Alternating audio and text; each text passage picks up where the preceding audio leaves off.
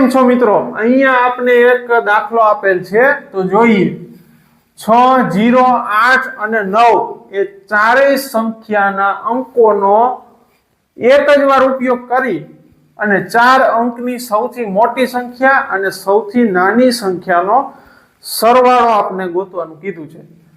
તો કરી દઈ ચાલો. એમાં શું છે? સહેલો જ ક્વેશ્ચન છે. જો મોટી સંખ્યા શોધવી હોય તો શું કરવાનું? તો કે ઉતરતા ક્રમમાં ગોઠવો. 9, 8, 6, 0 આ મોટી સંખ્યા આપણે મળી ગઈ. નાની સંખ્યા ગોતવી હોય તો ચડતા ક્રમમાં ગોઠવો. 0, 6, 8, 9 કરો ટોટલ. અહીંયા હું +89 નહીં કરું, -11 કરીશ. નો સમજાણું હોય તો આપણો વિડીયો જોઈ લેજો સરવાળા બાદબાકીનો. બરાબર? -11 કેટલા થાય? તો કે 49. અહીંયા હું એક પ્લસ કરીશ એટલે 99 થાય. 99 ને 6 105. તો આવી ગયો જવાબ. ટીક મારો, આગળ હાલો. મોટા તું બિલકુલ ખોટો છો. કા તે શું ભૂલ કરી જોઈએ. તો અહીંયા આપણે 06 લીધું છે.